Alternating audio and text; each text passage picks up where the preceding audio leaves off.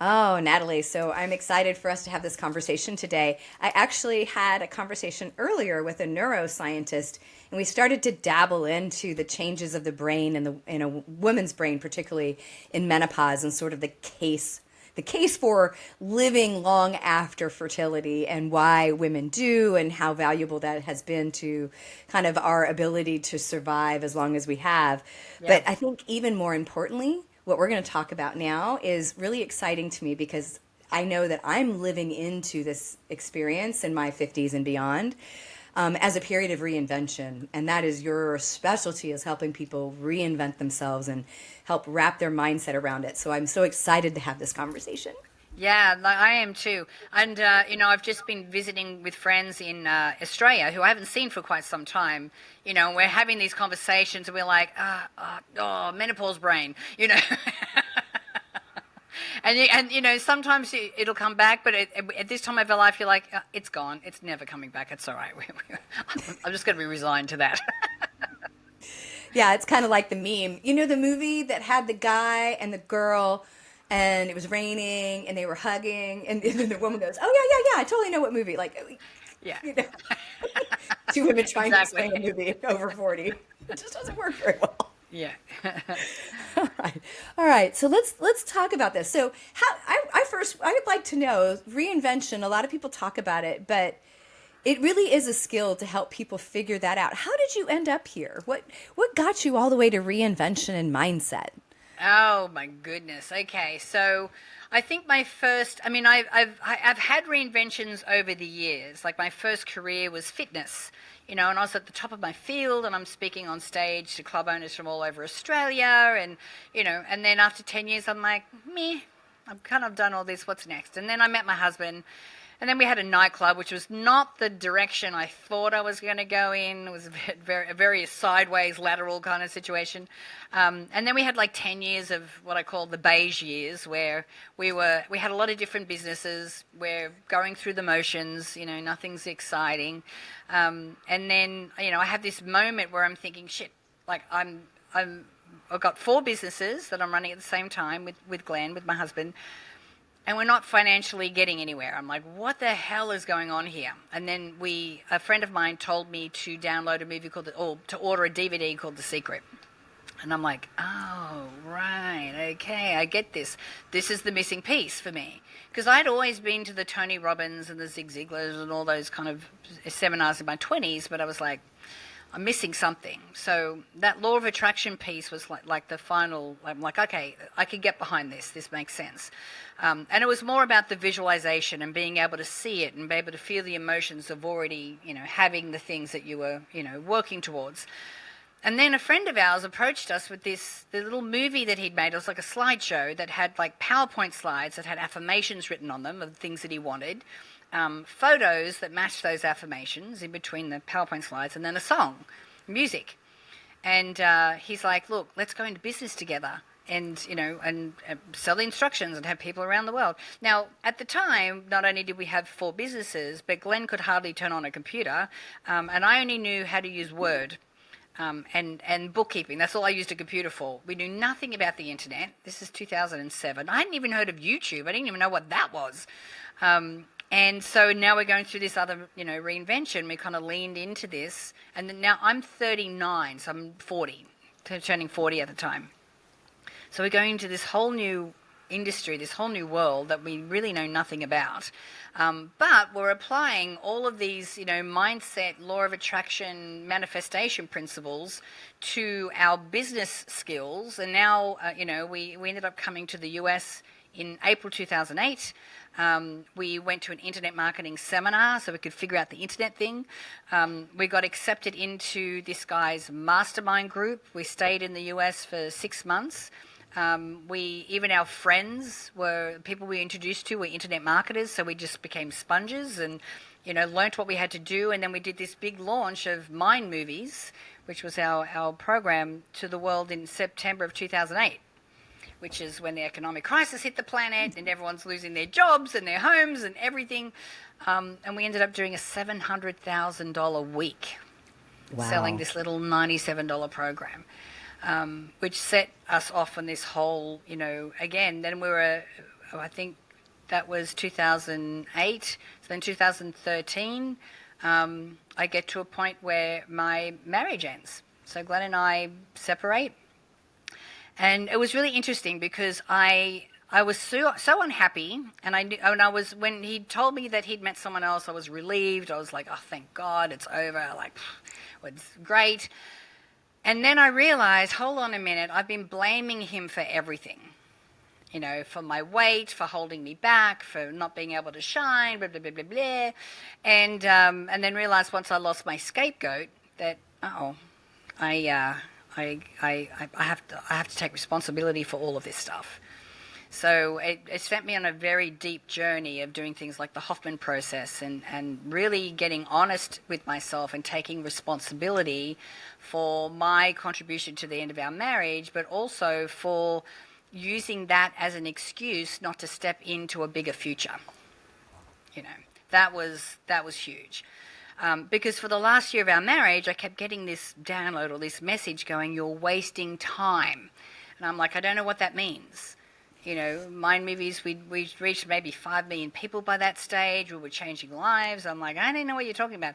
But what it meant was, no, you're meant for bigger things, and you need to step into something bigger. And of course, since then, I've created a curriculum for schools around emotional intelligence, and then just recently created a coaching academy and I have men and women in the program, but predominantly women who are at this stage of their life where they're like, you know what, I've done what I've had to do, all the responsibilities. So I've been the mom, I've been the wife, I've been the career woman or whatever. Right now, all I want to do is do something that makes me happy and makes me feel like I'm making a difference.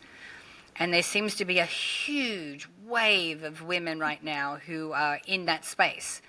And so that's, so now I'm, again, reinventing, going back into, the coaching academy. So I think for me, it's recognizing the dissonance that I feel at the time, realizing it's time for a change, and then going through that process of really thinking, well, what is that going to be? Like, what could that possibly be? So, yeah. Yeah, I think that's such a key point. I know for me, because I have reinvented myself. Like, I will burn the bridge. I will just, nope, I'm not doing that anymore. Done. I've had 3 distinctly different careers, but been to school multiple, like, I'm just like, no, I don't want to do that anymore. I'm doing that over here. But I think it's, that dissonance is so important because we're taught culturally, particularly as women, to shut down those sensations and those internal dialogues of dissonance because they can't be right. Right? We can't trust our intuition to tell us that this is the next thing, but it's probably the thing. Right. The thing that we need to lean into. Do you find that to be true? Absolutely. And I think that what happens is that, sometimes, and this is many discussions that I've had, even with girlfriends of mine who have a successful business where they are helping people. They're helping them with their marketing or whatever, but they're getting this calling to step into something else, and it's a little scary because it's like, wait a minute, but this is working and this is doing great, and am I going to just throw the baby out with the bathwater and then go into something completely different? Like, I have one girlfriend of mine who ran a successful coaching academy for years, and it was still going well, and she got this ability to start to channel the council. Now, most people will think that she is crazy, but she's like, I couldn't ignore it. And I think that we can, we get a little afraid because it's like, I don't want to like completely burn the bridge there. But that feeling, that gnawing that starts to happen, it gets to a point where you can't ignore it anymore. You have to look in, you have to lean into it.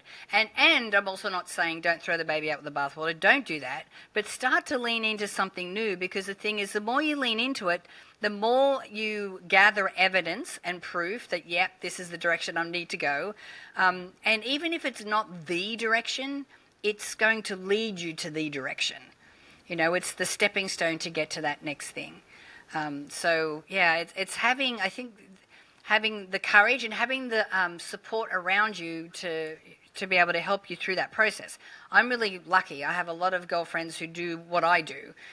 So we can really, bounce off each other and have that support. But it's important that you're surrounded by women who are going to lift you up, not tell you that you're crazy for wanting to leave, a successful career and go into something where you may not be making as much money, but you definitely feel better in your soul, and you know that you're going to be helping people, and it's something that you're meant to be doing.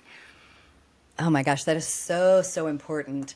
I was talking to a client last week about, preparing for the holidays. And so we could take something so basic as, dietary things. And I'm like, we have our friends that you just know, like, they're the girlfriend you go to and they're like, let's get a bottle of wine and we'll get cheese plate and then we're going to have chocolate. Like, you have that friend that you're like, okay, if I'm going to try and eat well, this is not the girl I'm hanging out with. Right.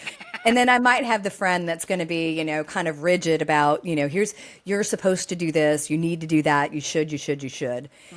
And then we often are missing that one that's like, oh, just dive right in and like go for it. Like, that community is so, so important. And a lot of times that's not our friends that we've had for 20 years, and it's definitely not our family. This is very, very, very, I would say, confrontational often in families, because they're like, who is this new person? Right? Do you find that with your coaches and the people you're working with? I would think that there's probably a lot of family dynamic happening all the time that is really uncomfortable. Yeah. There is. And here's the other piece to the support. Because for you to make this transition into this new world, this new industry, this new business, or whatever that is, there is a certain level of personal development that needs to happen. There's a certain level of up-leveling within yourself that needs to happen for you to be able to become the person that can step into this new venture. So, yes, you'll still have friends that are, back in part of that old career or family and all that kind of thing, which is fine. But when you're going through this transition into something new, I think what's most important is that you have people that you can get really vulnerable with and very honest with, that you know and trust will be able to hold that space for you, and that you can trust them with that information. Oh my gosh, yeah, that is so, so very important. So, in your coaching academy, I'm sure obviously you give that sort of environment for Yeah. somebody to expand on that, So for the women listening and they're like, I don't have anybody in my world, my bunco team does not dig this. Yeah. You don't have to try and get your square friends to fit into a round hole. The coaching academy definitely has you covered because, yeah, you do need that. Yeah. You Well, do. actually, we surveyed some of the coaches that have been, certified and are graduating, because it's a year-long course. And when we asked them, what was some of the best things you loved about the program, new friendships was like at the top of the list. Because when you're with other women who are going through exactly the same thing, like growing and expanding and learning something new and trying something out, and when you can have someone who's along the journey with you, but also understands the concepts and what you're going through, it makes a massive difference. And in the Mind Movies method in the coaching academy, the first stage, like it's 3 stages, the first stage is the transformation. And I get everyone to experience their own transformation, because you need to go through that your own up leveling, so that you then have empathy and compassion for your clients, because you're using the tools on yourself that you're going to be using with your clients. And it also means that you can, we get people with accountability partners, and people are practicing on each other, and they're not practicing with I'm going to make up a situation. They're practicing with, this is the shit I'm going through right now, and then using those tools, with, other people that are going through the program. So, when you can get to that level of friendship and connection, but like I said, like honesty and authenticity, it makes the world of difference. So I think it sets you up to navigate this next chapter and every other chapter of your life in a completely different way. You think about it in our 20s, in our 30s, we're building, we're trying to find a partner, we're having a family, we're kind of doing all these things that are not really for us. They're for, the people that we're responsible to and the society of things that we think that we're responsible to. But when we get to this amazing, beautiful, gorgeous age, we are at this stage now where we've done the responsibilities. Now we can definitely focus on ourselves. And by doing that, it means that all the things that maybe we didn't work on earlier in our lives, those, limiting beliefs and those old wounds and those old programs, you have to look at them now. So making sure that you've got people around you that can hold space for that is super important. But yeah, now it's like, okay, we really got to face the music. But I think we have the body and the experience to do it now better than maybe we would have when we were younger. Well, yeah, because I was having that conversation, about like the neuroscience of menopause on the brain and how our brain starts to shift to this right hemisphere, which is more pattern recognition and strategy and slower thinking and creativeness, right? And which is a different thing than getting it done and staying organized and just knocking things out. Yeah. Like our body's wired to go through this and shift you this way. Yeah. So like love it, hate it, or whatever, you're going this direction because your body biologically is moving this direction, and so you might as well embrace and dive in and go all the way in. Yeah, no, I agree. Yeah, I mean, I love this. I mean, I don't love being in the rewiring part of it, but I'm loving the fact that I'm doing life different.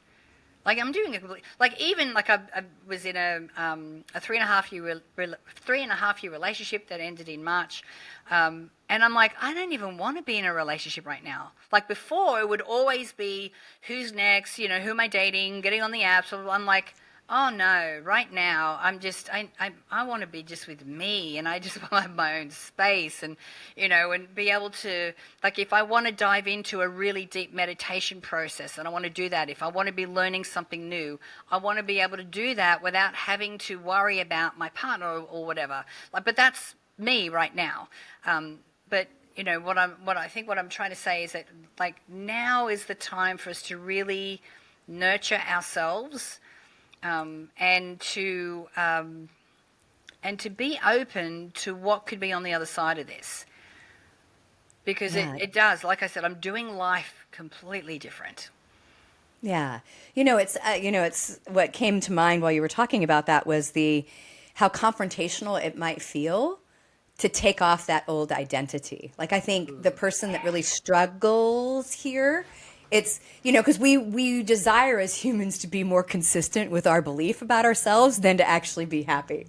Yeah. Right? So we want to reinforce this thought of what we think ourselves to be, right? And the costumes and all that crap that we put on. Like, how do you help somebody get over that hump? Because, some people are more wired for reinvention, I think, like just naturally because we're higher risk takers. Yeah. But I think that's probably the most challenging part for people.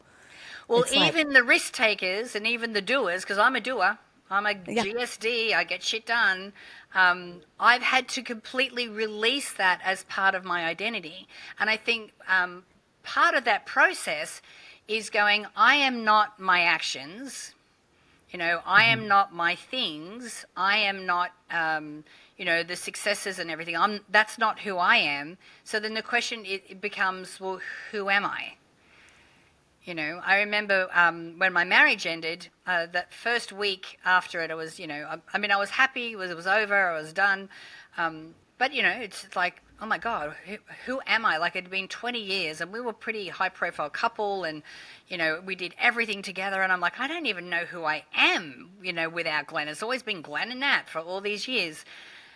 And then I think about by the Thursday, and I'm walking, and then I had this realization. I'm like, wait a minute. And I was listening to The Untethered Soul by Michael Singer. Great book. And he said something about how, this is just a moment in time, and you get to choose how you respond to this moment. You get to choose how long this moment will affect you moving forward. I'm like, yeah. And wait a minute. I'm like, so my question shifted from who am I to, well, who do I want to be? I can be anyone. I can completely reinvent myself right now because I had this opportunity of this break to go, well, let me step into what this is. And I know sometimes, because Glenn and I are still business partners, he'll something like, I know you, blah, blah, blah, blah. And I go, no, darling, that was me 10 years ago. That was 10 years ago, Nat. That's not this Nat. This Nat is, I do, like I said, do life different. I do see things differently, but I think more of the inquiry is if I'm not all these external things, then who am I? And then I also ask the question when I'm stepping into these new projects and these new ventures. It's like, well, who do I need to be to step into that? I in a meditation recently, because I have a program for schools, a curriculum for schools around emotional intelligence and so forth. And I was finished at the beginning of the pandemic, but of course since then it's been a challenge to get into schools and it's a whole thing. So in my meditation, I'm like, well, what am I missing? Like, who do I need to be able to carry this project forward? And what came through was, your emotions. You're teaching about emotions and you're not showing any emotion. You're talking about the suicide rates and everything and you're not showing any emotion. Like, people need to feel what they need to be able to see that you are in touch with your feelings as well. I'm like, right. So, having a practice where you can always be asking that question or be in that inquiry, and you don't have to be meditating, you could just be walking. I have walks where I listen to an audiobook and other walks where I'm like, nope, I've got a question today and I just want to ask that question and just stay quiet long enough so I can hear the answers and the things that are coming through and keep that channel open. So, if you don't have a practice like that, I really encourage you to do so. Yeah.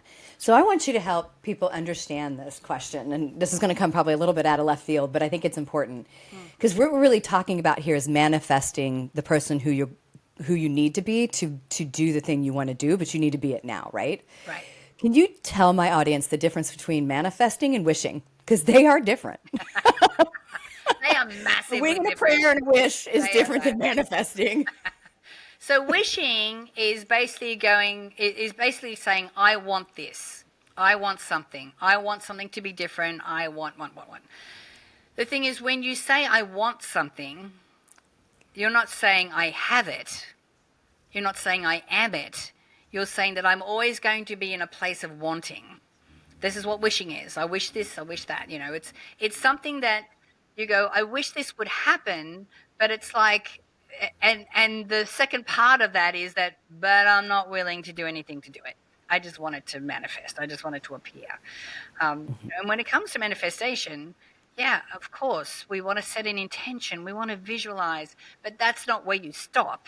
You also need to take that action. You also need to be in the right place at the right time. You need to create momentum.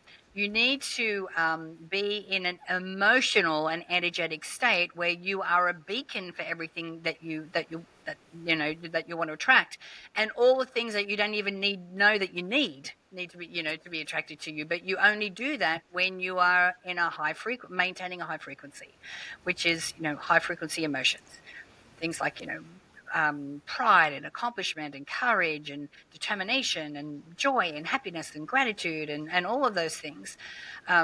So when you're manifesting, for me, I have a few steps to do that. Number one, you've got to be in your happy place, which means you need to be in a high frequency. Because if you're only focusing on the problem or the issue or the challenge, and that's all you can see, at best, you might be able to think your way out of it, but you're not focusing on how amazing your life could be. The next thing is you need to set an intention, and your intention is like a line in the sand. It's like a no matter what, I am this, I am doing this, I have this, I'm creating this, so that you're very clear about what that is, whether that's the business, the health, the relationship, whatever. Then you want to get really clear about what that is for you. And this is the fun part. And obviously with mind movies, this is the process I get people to go through. And that is, write out affirmations. Like when I was visiting in Australia, I had a girlfriend of mine, they found a tumor on her spine. And she's like, right, She goes, I've been doing my affirmations, the tumor is getting better and better. I'm like, oh, no, no, no, no, no, no. First of all, let's take the word tumor out of that sentence because we don't want to be focusing on that. That words have energy and they conjure up pictures in our minds. So I'm like, no, you're focusing on a strong and healthy spine.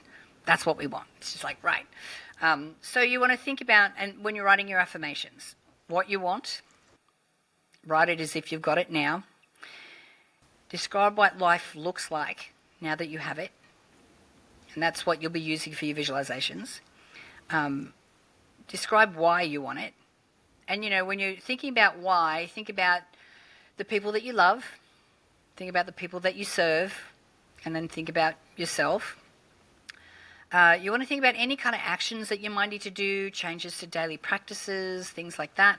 Want to think about how you need to change the way you think. Because, everything that we have and see in our life right now came through our thoughts, emotions, and actions. So how do I need to think differently to step into this next chapter and to step into this next, project? And then the last one is, who do I need to be? Yeah. And so when you can get clear and write out affirmations on all of those, you have really comprehensively described this amazing future as if it's happening now. Now, the reason we use affirmations is because they are the prompt or the tool that's going to help you to visualize yourself already living this life, already there. And when you visualize, don't see yourself as like a character in a movie. You want to experience it in your mind as if you're experiencing it now. So what do you see? What do you hear? What can you smell? Are you touching anything? Are you tasting anything? And most importantly, what are you feeling? Because when you feel the emotions that you will feel when you experience that moment, you become a homing beacon for everything you need. Because your thoughts, emotions, and your actions will all be in alignment with that. So that's how you visualize effectively. And once you've created a scenario in your mind, you don't have to sit down with your eyes closed and do that every time. You could be vacuuming the house and you can instantly go there in your mind, in your heart, into this, I call it daydreaming with intention, into this future that you want. Because that puts you into the resonance, it puts you into the frequency that is a match to all those things that you need to make that happen. And then you obviously take action, got to move forward, you got to move towards that goal. And then the last step is a little challenging. It's been the hardest one for me to master, and that is surrender. Because you could do all those things, and then you just got to let it go. You can't be attached to when it's going to happen, what it's going to look like, how it's going to happen. You can't be attached to any of those things. You just got to be clear about what it is that you want, start moving in that direction. And then be aware and acknowledge all the things that the universe or the God is throwing your way that's going to help you to move in that direction, help you to get to that end result. So, yeah, Oh my gosh. Follow that little process. That will definitely get you there in the end. Yeah, I think that last one is the hardest for me, is the surrender to you. You should not be trying to control this outcome.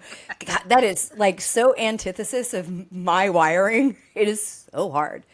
It is so hard.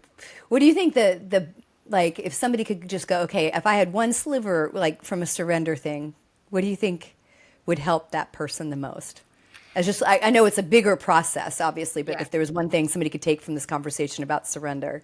Yeah, I think with the surrender, the hardest part is the when. Like people go, I just want it to happen now. Like, or if it's taking a long time, you start to lose faith, you start to get, frustrated. These are all low frequency emotions. We do not want to go there. So what I recommend is that you, every day when you're doing your gratitude journal, and if you're not doing one, you should be doing one, 3 to 5 things every day, different things every day that you're grateful for, but also take a moment to think about and acknowledge all the things that popped up that day that weren't particularly your doing, but was the universe or God giving you something on your journey. Because sometimes we go, it's taking so long, but we don't realize that all these little things are falling into place along the way. And when we can acknowledge those and go, right, and I write them in my journal as well, because remember, what we focus on expands. So the more I focus on that, the more I'm looking for it, the more I see it, the more it starts to show up. Then you don't get frustrated because I know I'm on the journey and I know it's going to happen. It's obviously not happening in the time frame I particularly want, but I do know that it will happen. And that to me has been the biggest strategy that I've been able to use in the surrender part. And like also, if anything good shows up, I'm like, oh, this is unexpected. I'm like, okay, well, let's see where this goes. I try and live like that as well. Like I had one morning, I get up, I take Bella out for her wee and come back, and then I get ready for the gym. I'm about to walk out, and she starts barking, and I'm like, what are you doing? And she's sitting next to her drawer where her lead is. I'm like, you want to go for a walk? And I'm like, all right. So I put the lead on. I take her out. We get like, I don't know, 5 minutes down the road, and she's like, no, I don't want to do this anymore. I'm like, seriously? So we turn around, we come back. But as I come back, I come in a different gate, and there's a woman standing there with a little dog. So I start chatting to her. And then her girlfriend comes out, which is a girlfriend of mine as well, Catherine. So she's like, well, why don't you walk? We're just going to the coffee shop. Why don't you walk with us? And I'm like, okay. And of course, now that we've got people, Bella's happy to walk now because, there's other dogs and stuff.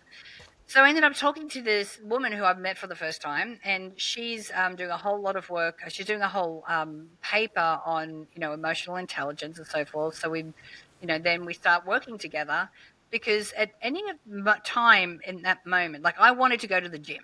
That was my plan. But, I was just following what was presenting. Bella wanted to walk. I could have said no. She wanted to turn back. I could have said no. I met these women. They wanted to walk further. I could have said no but I just kind of went with the flow. I was, okay, well, let's do this or let's do this. I'm like, I can go to the gym in the afternoon. So when you can be a little bit more relaxed to go with the flow, and when things present, if you find that you're going no because my plan is this, sometimes I question that and go, well, let's see where this might lead, And I think that when you can be more aware of being in the flow like that, some really amazing serendipitous things can show up. Yeah, yeah, no, definitely. And I have to allow myself to slow down in those moments so I can be like, oh no, I'm supposed to go I'm supposed to zig instead of zag right here. And I really, really need to do that. Yeah. Yeah. So I want to circle back just a little bit on, we've talked about manifesting, reinvention, and then a little bit about mindset, and limiting beliefs, because, I think some of us are aware, but I think the majority of what holds us back are the things we're not aware that we think. Right. Absolutely. That subconscious world. Well, I mean, we all have programs and limiting beliefs from the past, and even if you've done some work, and realize some of the bigger limiting beliefs you might have around money or success or career or love or whatever. Yeah, that's great. And you're not done yet. Unfortunately.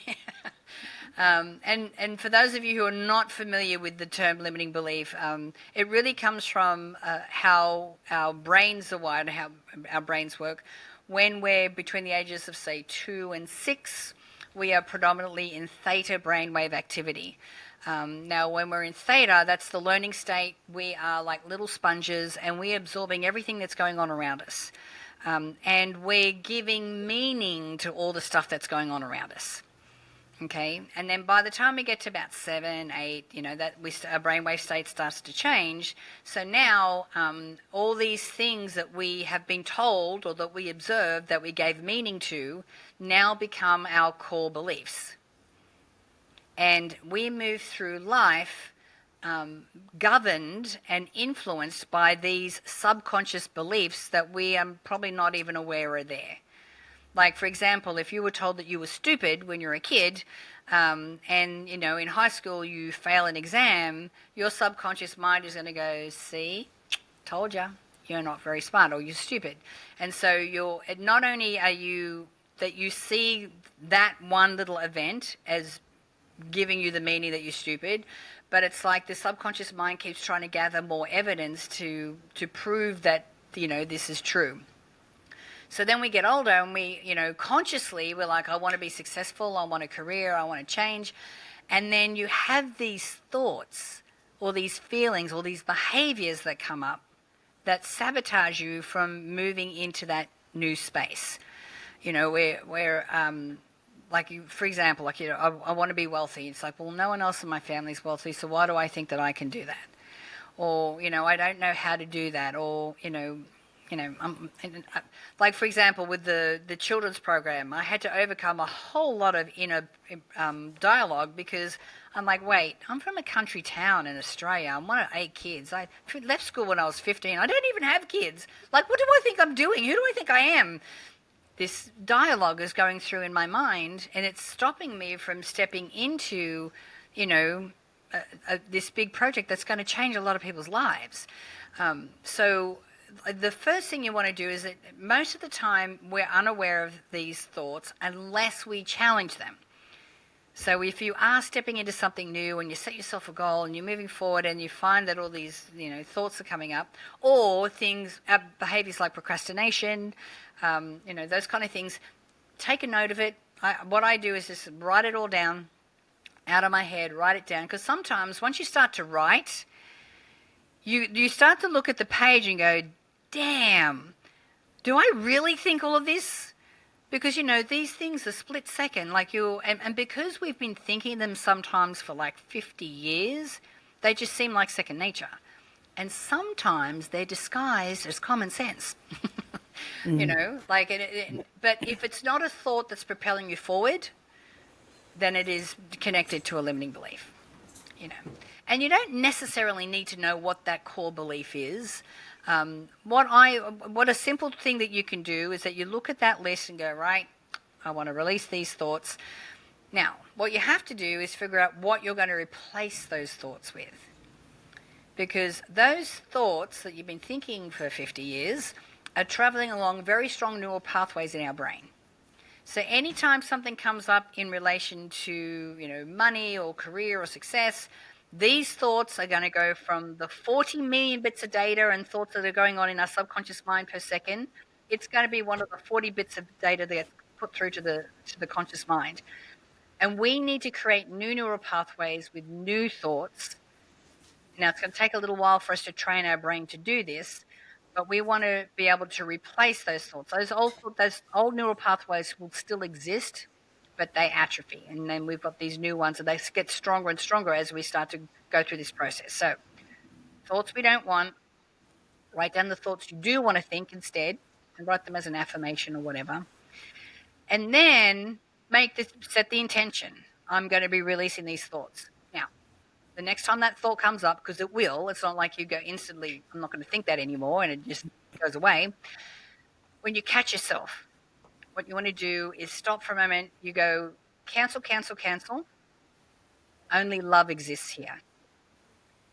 Now, the reason you do that, number one, it's a pattern interrupt. Okay, so it's interrupting that neural pathway. It's interrupting that pattern.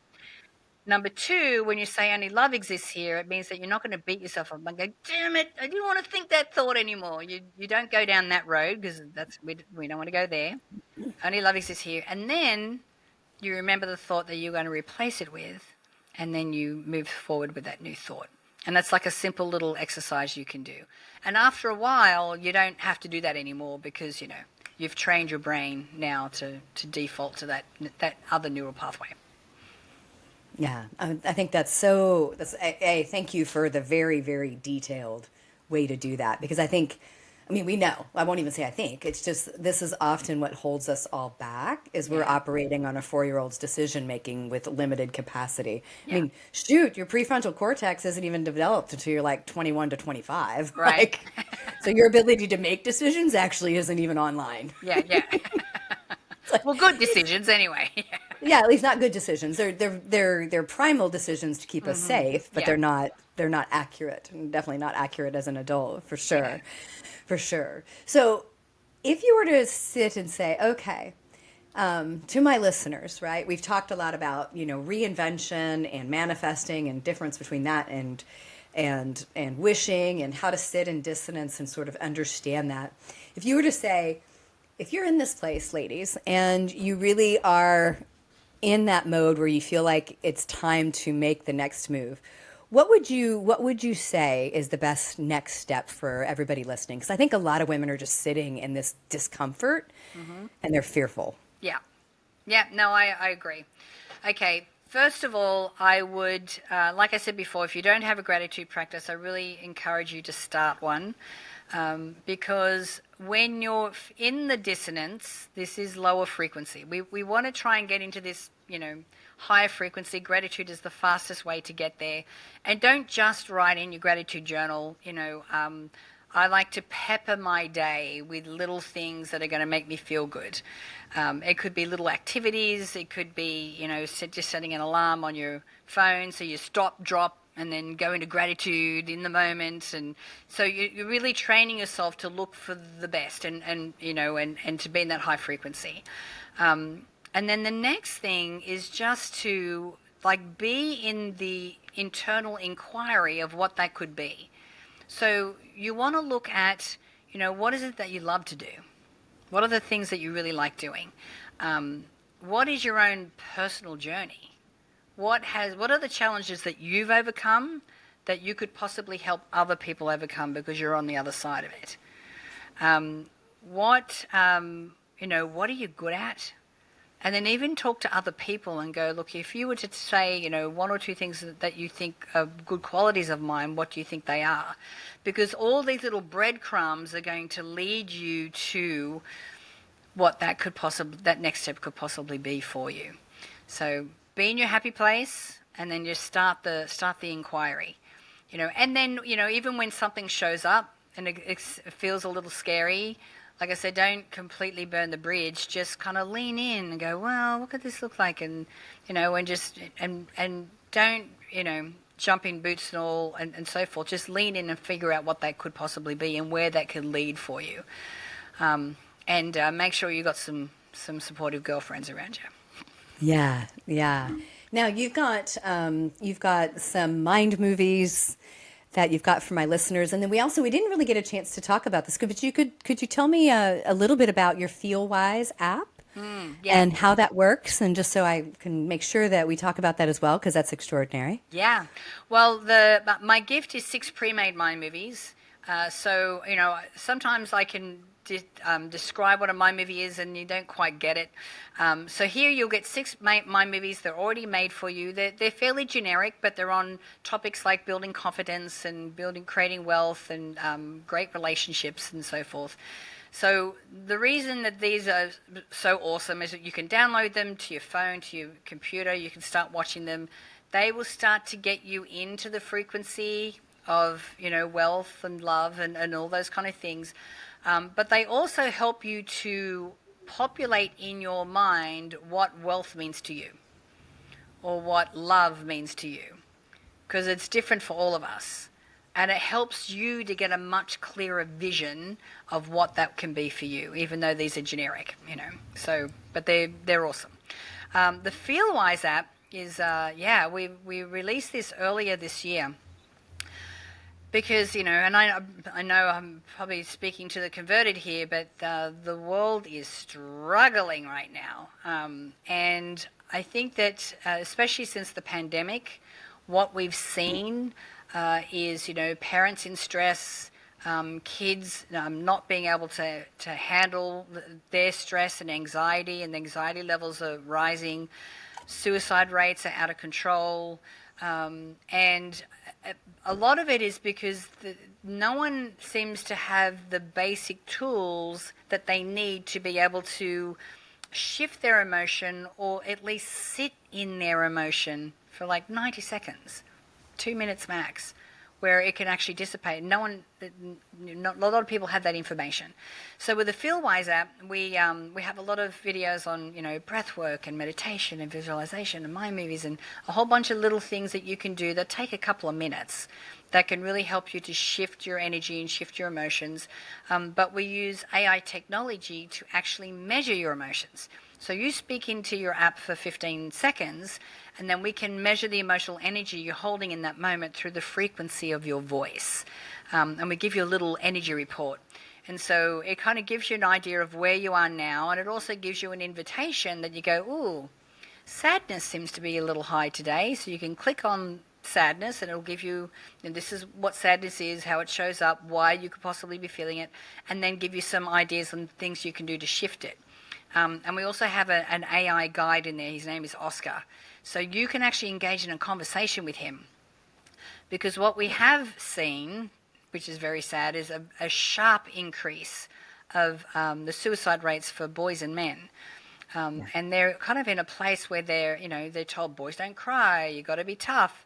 So they not only don't feel safe sharing their emotions with anyone, a lot of the time they don't even know how to label or describe their emotions.